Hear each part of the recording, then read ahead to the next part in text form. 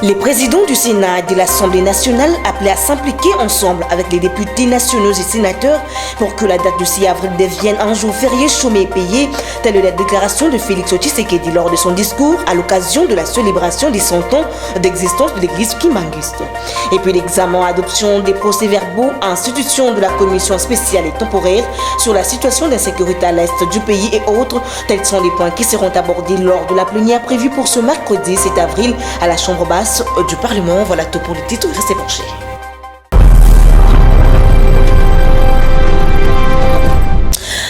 Vous avez bien fait de nous choisir, mesdames et messieurs. Bienvenue. Début ce mardi 6 avril 2021 à Kamba, dans le Congo central, des activités du centenaire du ministère de Papa Simon Kimbangu. Dans son discours, le chef de l'État Félix Antoine Tshisekedi Tshilombo Aloui, les parcours, le combat de Simon Kimbangu a invité le président de deux chambres du Parlement, Modeste Bahati Lukwebo et Mbosso Kodia, de travailler ensemble pour que le 6 avril de chaque année devienne férié. Nous y reviendrons dans nos prochaines éditions. Dans le même registre, l'église kimbanguiste a célébré en Kamba, dans la province du Congo central. Ce mardi 6 avril 2021, le centenaire de Papa Simon Kimbangu à Kinshasa, l'ambiance était au rendez-vous au centre d'accueil à Kasavubu. Reportage de Ruth Mboudé, Suleiman Kalunga. Pendant que la cité de Kamba, dans la province du Congo central, vibre au rythme des festivités du centenaire du ministère du Papa Simon Kimbangu à Kinshasa, à l'entrée du centre d'accueil à Kasavubu, tout comme à l'intérieur, l'ambiance était au rendez-vous. Comme le témoignent ces illustrations, le fidèle kimbanguiste se précipite aux achats de casquettes, pannes, polos, photos et autres t-shirts, question de prouver leur croyance au ministère de Simon Kimbangu.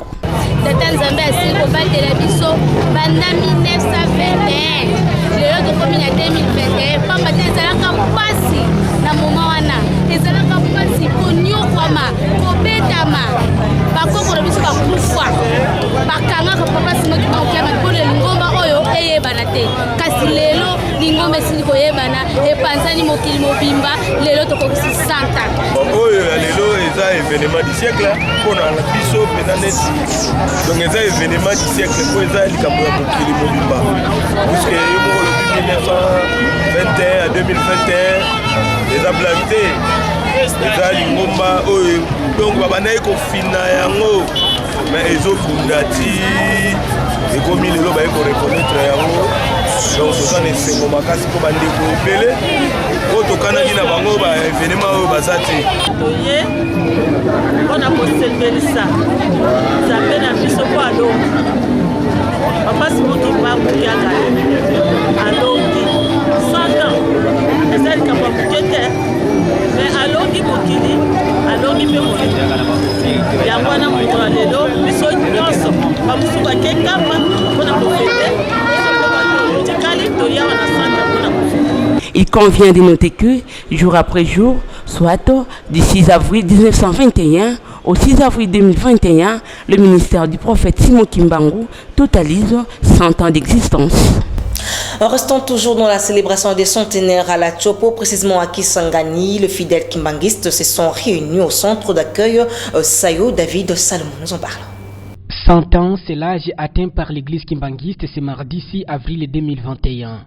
Au centre d'accueil Sayo, dans la commune de la Makiso, une grandiose cérémonie était organisée sous la direction du révérend Philippe, le représentant légal intérimaire de l'église kimbanguiste en province de la Tchopo.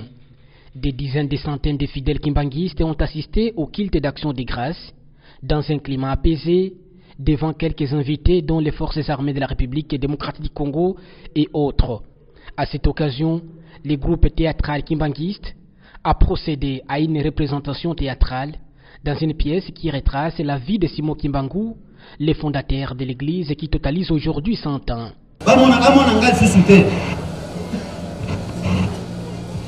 Ngai na moni nazali kotika ona bana batela bana malamu na keti lo Paulville kwete nakende koluka musala na kanisi tango na kozala kuna mongongo yo kotika ngai libela aka sinyawa allez sinyawa. L'inauguration des deux maisons, les défilés, les démonstrations des scouts, des mouvements de suivi social kimbanguiste Tout naturellement, des Sinsani étaient au rendez-vous dans cette commémoration des centenaires de l'église kimbanguiste ce mardi 6 avril 2021 à Kisangani. Je l'ai dit dans les titres plénières à l'Assemblée nationale, ce mercredi 7 avril 2021 à 10h, les députés nationaux vont statuer sur l'examen et adoption des procès-verbaux institution de la commission spéciale et temporaire sur la situation d'insécurité à l'est du pays, adoption du rapport de commission miette et vote de la proposition de loi relative à la protection des peuples autochtones pygmées. Nous y reviendrons dans nos prochaines éditions. Le président de l'Assemblée nationale, Christophe Mbosso-Kodza, a reçu l'ambassadeur de Russie en République démocratique du Congo le lundi 5 avril 2021. Suivez le compte rendu de leur rencontre. Je viens de transmettre à l'honorable président de l'Assemblée nationale une lettre de félicitations de la part du président de la Douma d'État de la Fédération de Russie. Et on vient de discuter plusieurs questions de la coopération bilatérale, surtout de la coopération interparlementaire entre la Fédération de Russie et la RTC, ainsi que les perspectives de la coopération économique et aussi de la coopération humanitaire, notamment dans le domaine de la lutte contre la pandémie du Covid-19 et l'Ebola. J'ai vu beaucoup d'intérêt de la part du président de l'Assemblée nationale de promouvoir la coopération avec mon pays dans les domaines différents.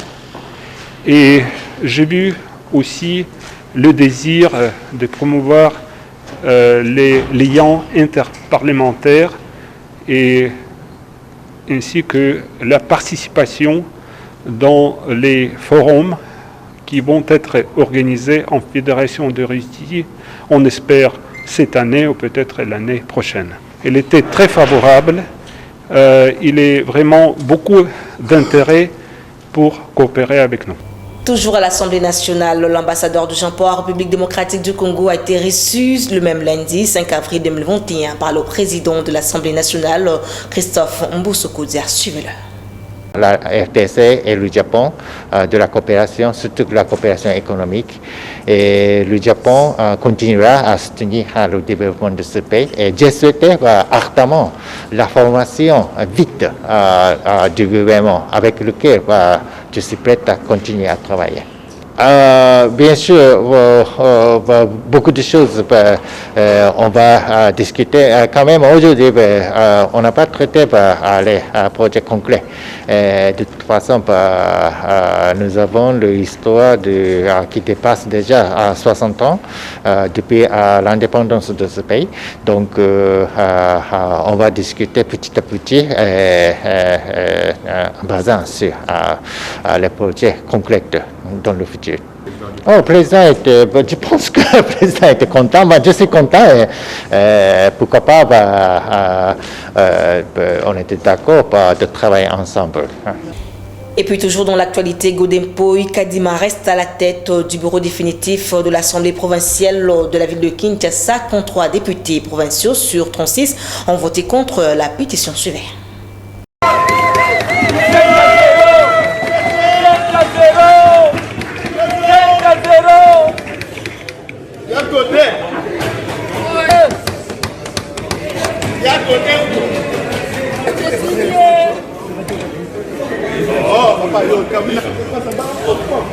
Voici les résultats du dépouillement du suffrage exprimé. 3 se sont prononcés pour la pétition, 33 contre la pétition.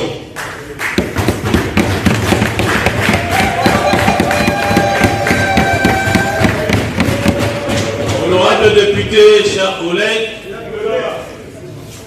la majorité des suffrages exprimés ayant voté pour et a voté contre la proposition de résolution, l'honorable président Godé Mpoïka Dima reste dans ses fonctions de président de l'Assemblée provinciale de Kinshasa.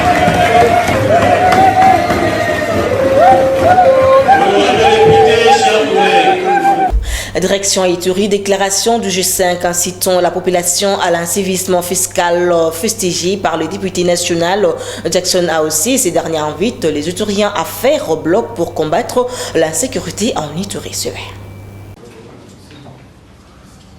Pendant que le gouvernement provincial multiplie les efforts jour et nuit, d'un côté pour mettre fin à l'insécurité et développer la province, de l'autre un groupe d'individus bien identifiés s'est fait le luxe d'intoxiquer la population par des déclarations antipatriotiques.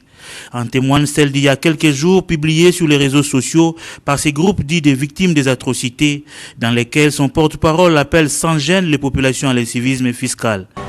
Nous lançons la paralysie totale et illimitée des activités jusqu'à l'obtention des gains de cause, suivi de l'incivisme fiscal, car il est inacceptable et inadmissible que les communautés victimes continuent à financer explicitement leur propre mort d'une part. Incivisme fiscal, propos qui n'a pas tardé à susciter la colère du député national Jackson Aossi. C'est irresponsable. On ne doit pas martyriser une province sinistrée. C'est comme si on a deuil dans la famille et on refuse aux membres des familles de contribuer pour l'atterrement. Ça ne peut pas fonctionner. Le G5 a tapé à côté, il faut que nous puissions rectifier. La population doit payer les redevances, doivent payer leurs taxes et nous, députés, les groupes de pression, continuons à demander à l'État de bien jouer son rôle. Monsieur le député, quel est pour vous le message qui passe le mieux en cette période cruciale? Le message qu'on peut lancer maintenant, c'est le message de la mobilisation générale pour barrer la route à l'insécurité. C'est de faire que la question de l'insécurité soit l'affaire de tout le monde. Mais dire que les gens ne donnent pas l'argent à l'État, ça ne passe pas. Ne faisons pas comme si nous sommes dépassés. Ce sont les événements, ce sont les problèmes de notre État. Nous allons continuer à être à la hauteur de résoudre ces problèmes. Ça prendra le temps que ça prendra, mais la paix doit revenir dans notre province. L'Ituri a l'espoir de se développer pourvu que ses filles et fils constituent un bloc dans l'intérêt des populations. Mais une intelligence mal exploitée conduit toujours à l'autodestruction. Revenons à Kinshasa pour parler santé. Le programme élargi de vaccination a organisé le lundi 5 avril 2021 au centre hospitalier Vijana Lingwala en échange avec le personnel médical de cette formation hospitalière sur la vaccination contre le coronavirus. Reportage de Copain Koutoumissa et Delphin Tundula. L'objectif principal de cette formation avec les personnels de santé du centre hospitalier Vijana pour le programme élargi de vaccination est de sensibiliser ces derniers sur la prise du vaccin du fait que les personnels soignants et les travailleurs sociaux sont en contact direct avec les malades et la communauté, d'où la nécessité de se faire vacciner contre la maladie de la COVID-19. Cependant, l'introduction de ces vaccins est spéciale, a fait savoir Dr Christian Kazadi, chef des services du nouveau vaccin du programme élargi de vaccination. La précaution de faire valoir toutes les instances que nous avions exploitées au niveau de notre pays pour prouver que tout ce qui se disait ailleurs et ici ne corrimère, mais la vérité n'est pas là. C'est ainsi que nous avons exploité tous les arguments pour en fait lever cette mesure. Cet échange sur les vaccins contre la COVID-19 est très bénéfique pour les personnels du Vijana car ils soignent les malades de la COVID-19 et adhèrent au vaccin pour se protéger, a laissé entendre Dr Wamba Nice, médecin directeur de cette structure sanitaire. Nous sommes très reconnaissants à l'équipe de PEV parce qu'en fait l'hôpital et le centre de santé Vijana fait partir de 8 CETECO de la ville-province de Kinshasa, c'est-à-dire les centres qui prennent en charge les malades à coronavirus. Et vous voyez que nous, les personnels soignants, nous sommes en première ligne, nous sommes en contact direct avec des malades et la capacité et la fréquence de l'inoculation nous fragilise pour que nous puissions faire cette maladie, beaucoup plus les cas graves, faire la gravité de cette maladie. Alors être sensibilisé pour la vaccination, c'est une très bonne chose parce que ça va renforcer l'adhérence au personnel soignant de Vijana. Pour le docteur Kalumbo, médecin superviseur de Vijana et participant, cette formation vient d'apporter un plus aux connaissances sur les vaccins contre la Covid-19. Bien sûr, nous avons eu la formation sur la prise en charge de la Covid-19, mais ce que nous avons reçu de plus ici, c'est la manière dont les vaccinations doivent se passer. Donc juste, c'était une formation que nous avons eue, comment prendre en charge les malades, mais aujourd'hui quand même, on vient de nous ajouter un plus sur la vaccination. Il faut noter que les cliniciens sont appelés à veiller à l'administration correcte de nouveaux vaccins administrés par IM et transmettre des messages clés de sensibilisation au personnel ciblé sur les mesures barrières et à la vaccination. Parlons société, l'avenue Kassai, précisément dans le tronçon compris entre Kongolo, Kibati, Kindu et Kalembelembe, dans la commune de Barumbo, est devenu quasi impraticable. Le lac artificiel qui se forme dans cette partie de la chaussée gêne ainsi la circulation des populations, des motocyclistes ainsi que celle des automobilistes. Des explications avec Sarah Kindela. L'avenue Kassai dans la commune de Barumbo, dans son tronçon compris entre les avenues Kongolo, Kibati, Kindu et Kabalo, est dans un état de délabrement très avancé il y a de cela une année de plus. L'avenue Oumeli, la route principale au Bako Bongisango, parce que les amis qui belé ou Tagachango Kuna Kindagala Nazan, mais tout le monde est état où il commédie les ambientes. Papa est comme côté de Mananzela. Baka niveau eza bouché bazobongisa ngote biso ya kolobeza lisute oloba lisute eza wana depuis tokota mabulu wana ezali tile oloba lisute ya oloba eza lisusu te tala ndenge tosala soki osali boye yo moko esika ya konyata ozwa te.